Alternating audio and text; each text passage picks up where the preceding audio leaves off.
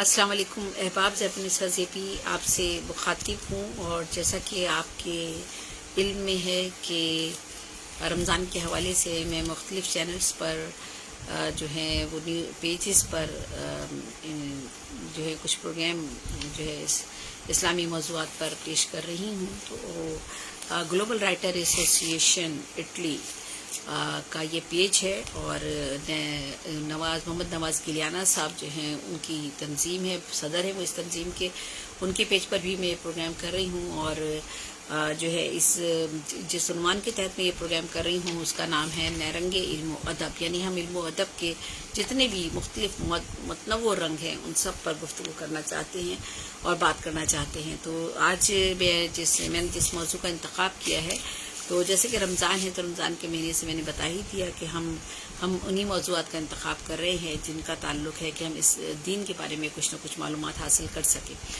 تو آج زیبن نساء زیبی آپ سے مخاطب ہوں، اور جو ہے میں نے جس موضوع کا انتخاب کیا ہے وہ ہے جماعت کے ساتھ نماز پڑھنا، اور احکام جماعت کیا ہیں، اور امام کے لیے شرائط کیا ہے۔ تو آج یہ جو موضوع ہے جماعت کے ساتھ نماز، احکام جماعت، اور جو آپ کا امام ہے اس کے لیے کیا شرائط رکھی گئی ہیں۔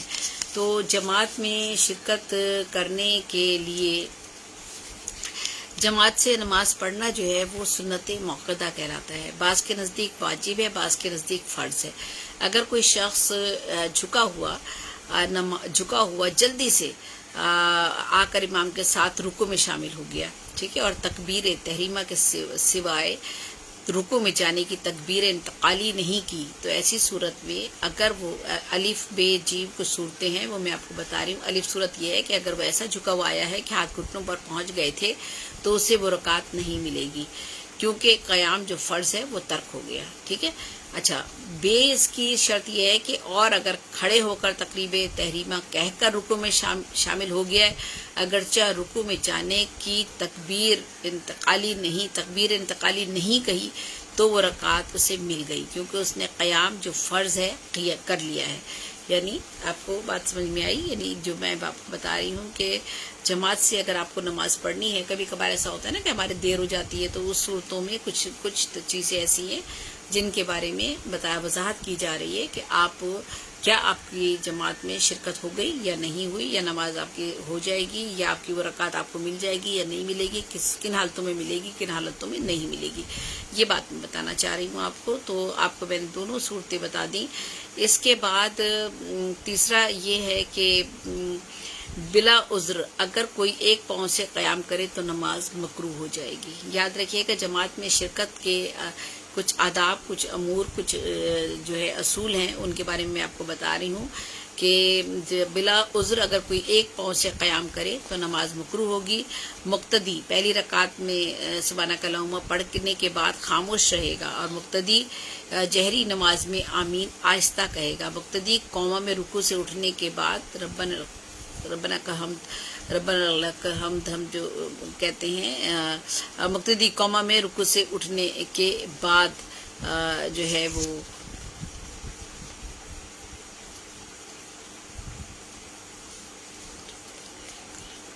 ربنا لک الحمد کہتا ہے۔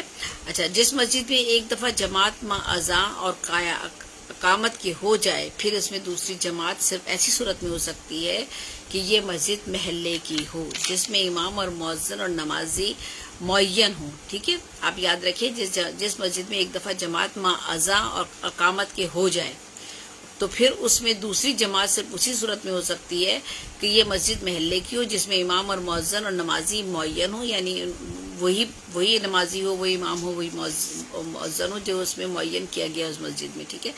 ایسی صورت میں دوسری جماعت میں محراب سے ہٹ کر اور بغیر تکبیر کے ادا کرنا بلا اتفاق جائز ہے، ٹھیک۔ ایسی صورت میں جب آپ دوسری جماعت ادا کر رہے ہیں تو دوسری جماعت محراب سے ہٹ کر ہو اور بغیر تکبیر کے ادا کرنا بلا اتفاق جائز ہے، اور تکبیر کے ساتھ ایسی مسجد میں جماعت ثانی مکروہ تحریمی ہے۔ یاد رکھیے گا یہ بات۔ اگر مسجد ایسی ہے جس میں نہ امام مقرر ہے، نہ مؤذن، نہ نمازی، تو اس میں اقامت کے ساتھ بھی جماعت ثانی بلا کراہت درست ہے، ٹھیک ہے۔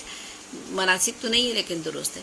جماعت میں اگر 2 آدمی ہوں تو ایک امام بنے، دوسرا اس کی دائنی طرف کھڑا ہو، اور اگر زیادہ متقدی ہو جائے تو امام آگے بڑھ جائے، نہیں اس کے پیچھے نماز پڑھنے والے مقتدا اور مقتدی ہوتے ہیں نا، مقتدا نماز پڑھانے والا اور مقتدی جو اس کے پیچھے نماز پڑھ رہا ہے۔ میں نے اس سے پہلے نماز کے لیے جو اصطلاحات ہوتی ہیں وہ ساری میں نے بتائی ہیں، جس میں یہ سارے لفظ آ جاتے ہیں، اور ان سارے لفظوں کے میں نے مفہوم اور معنی بتائے ہیں، اور ان سب کے بارے میں بتایا ہے کہ یہ کیا ہے اور ان کی تشریح کیا ہے۔ تو اگر میں نے ابھی اس پروگرام میں یہاں اس چینل پر نہیں بتایا تو میں ضرور وہ بھی بتاؤں گی، تاکہ یہاں کے چینل کے جو فالوورز ہیں وہ بھی جان سکیں ان سب چیزوں کے بارے میں جن کے بارے میں میں بات کر رہی ہوں، ٹھیک ہے۔ تو عورتوں کی جماعت مکروہ ہے، اور اگر عورت نے جماعت کی تو وہ عورت جو امام بنی مقتدی عورتوں کے برابر صف میں کھڑی رہے، امام بنی مقتدی عورتوں کے برابر صف میں کھڑی۔ عورتوں کی تو جماعت مکروہ ہے ویسے، اور لیکن اگر عورت نے جماعت کی تو وہ عورت جو امام بنی وہ مقتدی عورتوں کے برابر صف میں کھڑی رہے۔ تو مکروہ ہے عورتوں کی تو ویسے جماعت، ان لوگوں کے پیچھے نماز درست ہے۔ دیکھیں اب آپ نماز کس کے پیچھے آپ کی درست ہے؟ اگر وضو کرنے کے لیے پانی نہیں مل رہا تھا تو آپ نے جو ہے پھر جو تیمم کیا آپ نے وہ وضو کرنے کے لیے، اور قبلے کے پیچھے سیدھا کھڑا ہونے والے کی نماز جو ہے وہ بھی درست ہے۔ اور جو ہے نماز کے جو امامت کا مستحق کون کون ہے، کون کون لوگ امامت کر سکتے ہیں، تو ٹھیک ہے تیمم شاید کہتے ہیں، تلفظ میں کچھ کہیں میری گڑبڑ نہ ہوئی ہو تلفظ میں، تو میں اس کی وجہ سے تھوڑا سا اٹک رہی ہوں۔ تو بہرحال امامت کا مستحق جو ہے نماز کے مسائل سے جو اچھی طرح واقف ہو، اس کے بعد جس مستحق کون ہوگا امامت کا؟ جو نماز کے تمام مسائل سے اچھی طرح واقف ہو، ٹھیک ہے۔ اس کے بعد جو ہے وہ قاری، وہ بھی امامت کا مستحق ہے۔ پرہیزگار، وہ بھی امامت کا مستحق ہے۔ جو زیادہ عمر کا ہو وہ بھی امامت کا مستحق ہے۔ خوش اخلاق اور ذاتی شرافت والا بھی امامت کا مستحق ہے۔ اور وجی اور ذی وقار، وہ بھی امامت کر سکتا ہے۔ اور نسبی شرافت رکھنے والا جو شریف انسان ہے وہ بھی امامت کر سکتا ہے۔ تو امامت کرنے والے کون کون لوگ شامل ہوں گے ان کے بارے میں نے آپ کو بتایا۔ اسی طرح احکام جماعت کیا ہے، یعنی جماعت میں شریک ہونے کے لیے کون سے احکامات کا حکم دیا گیا ہے وہ میں آپ کو بتانا چاہتی ہوں۔ جمعہ اور عیدین میں جماعت واجب ہے، ٹھیک ہے، یعنی جمعے کی اور عیدوں کی جو جماعت، دونوں عیدیں جو ہماری آتی ہیں، عید الاضحیٰ اور عید الفطر، یعنی چھوٹی عید اور بڑی عید جو دونوں آتی ہیں، ان دونوں میں جماعت کے ساتھ نماز واجب ہے، ٹھیک ہے۔ جمعہ اور عیدین میں جماعت واجب ہے، اور جماعت کے ساتھ نماز ادا کرنا۔ تراویح میں سنت موقدہ ہے، نابالغ کے پیچھے تراویح بھی جائز نہیں، البتہ 15 سال کا لڑکا ہے تو اس کے پیچھے ہر قسم کی نماز جائز ہے۔ یعنی 15 سال کا لڑکا جو تراویح پڑھا رہا ہے تو یعنی حافظ قرآن ہی ہوگا نا، تو وہی تراویح پڑھائے گا تو اس کے پیچھے نماز جائز ہے۔ رمضان کی وتر میں جماعت مستحب ہے، اور نماز تمام اسی طرح سے جو ہے وہ بشرطے کہ اسے اتمام سے ادا کی جائے گی جس اسلام سے فرض کی جماعت ہوتی ہے۔ سوائے رمضان کے تمام وتر میں جماعت مکروہ تہذیمی ہے، ٹھیک ہے، مکروہ تہذیمی ہے۔ یہ میں نے پہلے بھی استعمال کیا تھا لفظ، اور شاید تلفظ میں کچھ گڑبڑ نہ ہو رہی ہو۔ تنزیہی ہے، مکروہ تنزیہی ہے۔ امام حاضرین میں قابل ترین ہو، وہ جو بھی یہ احکام جماعت کے جو ہیں احکامات ہیں جماعت کے، ان میں کسی کے گھر میں جماعت ہو رہی ہو تو امامت کا مستحق صاحب خانہ ہے، مگر اگر وہ جاہل ہے تو مقتدی ہوگا۔ جاہل سے مراد یہ ہے کہ اگر وہ امامت نہیں کر سکتا اور اسے اتنا زیادہ علم نہیں ہے امامت کا، تو یعنی جن امامت کے لیے جو شرطیں بتائی گئی ہیں ان شرائط پر پوری نہیں اترتا، تو پھر جو ہے وہ مقتدی ہو جائے گا، یعنی امامت وہ نہیں کرے گا، امامت کوئی اور شخص کرے گا جو پڑھا لکھا ہوگا، جو سارے امور کو جانتا ہوگا، اور وہ جو ہے پیچھے نماز ادا کرے گا اس کے، ٹھیک ہے، اگر کسی گھر میں جماعت ہو رہی ہے تو۔ مقررہ امام کے ہوتے ہوئے کسی کو امامت کا حق نہیں پہنچتا۔ اگر کوئی امام کسی جگہ مقرر ہے کسی مسجد میں کہ اس مسجد کا یہ امام ہوگا، تو پھر اسی کو حق ہے کہ وہی امامت کرے، ٹھیک ہے۔ قاضی اور بادشاہ کی موجودگی میں کوئی اور مستحق نہیں ہو سکتا. جس طرح پہلے یہی ہوتا تھا کہ قاضی اور بادشاہ جو ہوتا تھا وہ امامت کا مستحق ہوتا تھا. قوم کی رضامندی کے بغیر امامت کرنا مکروہ تحریمی ہے. ایک دیکھیں مکروہ میں یہ میں نے مکروہ تحریمی یہ میں نے ان سب یہ جو اصطلاحات ہیں ان کی میں وضاحت کر چکی ہوں، لیکن پھر بھی شاید دوبارہ ضرورت پڑے گی تو میں پھر دوبارہ بھی کروں گی. تو قوم کی رضامندی کے بغیر امامت کرنا مکروہ تحریمی ہے. اگر اس کے سوائے کوئی اور امامت کے لائق نہیں تو پھر امامت درست ہو جائے گی. ٹھیک ہے. اچھا، فاسق اور بدعتی کو امام بنانا مکروہ تحریمی ہے. ٹھیک ہے، نہیں بنا سکتے. اگر اس کے سوائے کوئی چارہ نہیں اور کوئی امامت کے لائق نہیں ہے تو پھر مکروہ نہیں ہے. اگر فاسق اور بدعتی ہے، ٹھیک ہے، دیہاتی، نابینا، جسے رات میں کم نظر آتا ہو، وہ اولاد جو جائز نہ ہو، بے وقوف، قابل نفرت، مرض کا مریض، مثلا جزامی کا امام بنانا مکروہ ہے، تنزیہی ہے. ٹھیک ہے. تو یہ دونوں ٹرمز جو ہے میں نے پہلے بتائی ہیں، انشاءاللہ پھر بتاؤں گی آپ کو ان کے بارے میں. ترک جماعت کے عذر 15 ہیں. ترک جماعت کے عذر 15 ہیں. اگر آپ جماعت میں شریک ہونا نہیں چاہتے تو اس کے 15 عذر ہیں جن کی وجہ سے اگر آپ جماعت میں شریک نہیں ہو رہے تو وہ عذر کون کون سے ہیں وہ میں آپ کو بتانا چاہتی ہوں. تیز بارش ہو رہی ہو تو آپ جماعت میں شریک نہیں ہو پاتے، یہ ایک عذر ہے. مسجد میں راستے میں کیچڑ یا تیز بارش ہو تو عذر کر سکتے ہیں ترک جماعت کرنے کا. اور شدت سردی سے بیمار پڑنے یا جان کا اندیشہ ہو جائے تو ترک جماعت کا عذر ہے. یہ مسجد جانے پر گھر میں چوری کا خوف ہو تو پھر بھی جو ہے یہ ترک جماعت کے عذر میں آپ کو بتا رہی ہوں، تو آپ عذر یہ کر سکتے ہیں. مسجد کے راستے میں کسی دشمن کا احتمال ہو کہ کوئی دشمن چھپا ہوا ہوگا، وہ اس وقت آپ کا انتظار کر رہا ہوگا، مار دے گا، تو پھر یہ عذر ہے کہ آپ جماعت میں نہیں اگر جا پا رہے تو نہیں جائے اور نماز پڑھ لے گھر پر. مسجد کے راستے میں قرض خواہ کے ملنے اور اس کی بدسلوکی کا بھی اندیشہ ہو تو بھی جو ہے وہ یہ ترک جماعت کے عذر میں شامل ہے.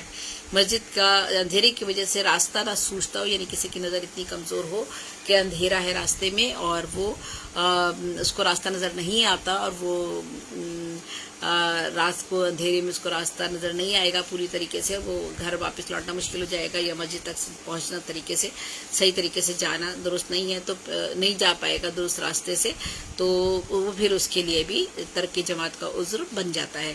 اور اسی طرح سے رات کی تاریکی میں آندھی اگر تیز چل رہی ہو تب بھی اگر آپ نہیں جانا چاہتے تو عذر یہ قابل قبول ہو جائے گا. رات کی تاریکی میں اگر تیز آندھی چل رہی ہو تو مسجد میں جانے کا، جماعت کے ساتھ نماز پڑھنے کا عذر قابل قبول ہو جائے گا.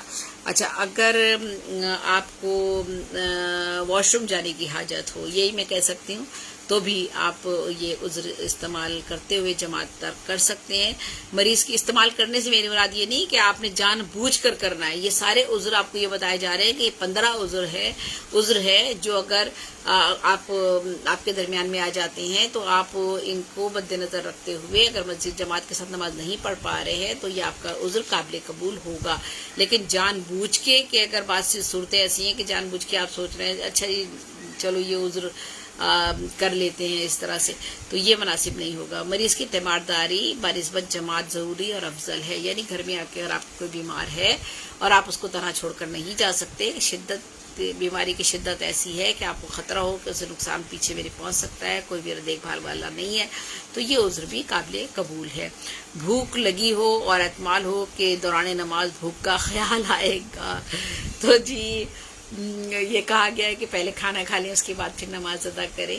اور اللہ معاف کرے. اور مجھے بعض دفعہ تو ایسا ہوتا ہے کہ کھانا سوال پہ لگ رہا ہوتا ہے تو بعض دفعہ مجھے جلدی سے یاد آتا ہے کہ نماز رہ گئی ہے تو میں کہتی ہوں جی پہلے نماز پڑھ لوں پھر کھانا کھاؤں گی. تو لیکن یہ ہے کہ اگر آپ کو بھوک لگی ہوئی ہو تو پہلے آپ کو کھانا کھانا چاہیے، اس کے بعد نماز ادا کرنی چاہیے. تو اس کے بعد آپ کو نماز کے لیے، یہ تو میں نے ادا کرنے کا تو گھر میں بھی بتایا نا، لیکن اہمیہ بتا رہے ہیں کہ جماعت کے لیے پھر جانا چاہیے، یعنی پہلے آپ کو اگر بھوک لگی ہوئی ہے تو پہلے کھانا کھا لیں پھر نماز کے لیے جائیں. لیکن اگر جماعت کا ٹائم نکلنے والا ہے تو اور آپ کو بھوک لگی ہوئی ہے تو پھر یہ عذر قابل قبول ہے کہ پہلے آپ کھانا کھا لیجئے اور پھر نماز، جماعت آپ کی نکل جاتی ہے تو پھر اب کچھ نہیں کیا جا سکتا، آپ کو نماز اپنے گھر میں ہی ادا کرنی پڑے گی۔ اچھا، اس کے علاوہ سفر کا ارادہ ہو اور ٹرین وغیرہ اور سواری چھوٹ جانے کا اندیشہ ہو، تب بھی شرائط نماز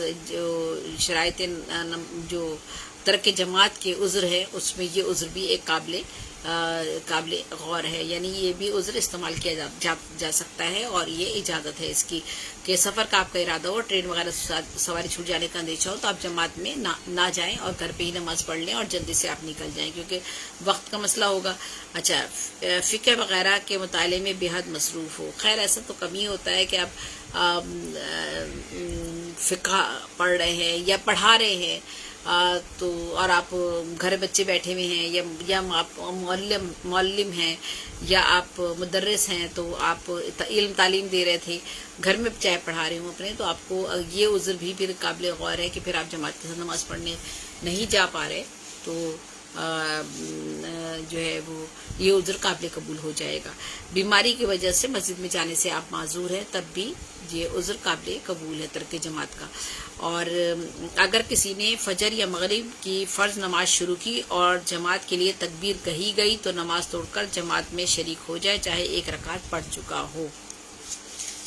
ٹھیک ہے، ایک بات یہ بھی کہی گئی ہے، لیکن میں بہرحال اس بارے میں اتنا زیادہ نہیں کہہ سکتی کہ نماز توڑ کر جو ہے وہ کیا جائے، لیکن بہرحال یہاں پر یہ ایک عذر یہ بھی لکھا گیا ہے اور جو ہے یہ سامنے آیا ہے، تو اس کے بارے میں کسی اور عالم سے بھی جو ہے مشورہ کیا جا سکتا ہے، اور دوبارہ انشاءاللہ میں ضرور بھی کسی سے پوچھوں گی۔ اگر فجر یا مغرب کی ایک رکعت سے زیادہ پڑھ چکا ہے تو اب نماز توڑنے کی ضرورت نہیں ہے، اپنی نماز پوری کر لے۔ دیکھیں دونوں صورتیں بتا دی گئی ہیں، اس کا مطلب ہے کہ احتمال یہ ہو سکتا ہے، اگر یہ احتمال ہے تو کوئی حرج نہیں ہے، کوئی نہیں ہے، اور آپ کیونکہ جماعت کے ساتھ نماز پڑھنے کی بہت زیادہ افضلیت ہے، اس لیے یہاں تک یہ بات کہہ دی گئی ہے۔ اب آپ دیکھ لیجئے کہ اگر کسی نے فجر یا مغرب کی فرض نماز شروع کی اور جماعت کے لیے تکبیر ہی کہی گئی ہے ابھی، تو نماز توڑ کر جماعت میں شریک ہو جائے اور چاہے ایک رکعت پڑھ چکا ہو۔ اگر فجر یا مغرب کی ایک رکعت سے زیادہ پڑھ چکا ہے تو اب نماز توڑنے کی ضرورت نہیں ہے، اپنی نماز وہ پوری کر لے، ٹھیک ہے، پھر جماعت میں جانے کا ضرورت نہیں ہے اسے، تو یہ ٹھیک ہے بات۔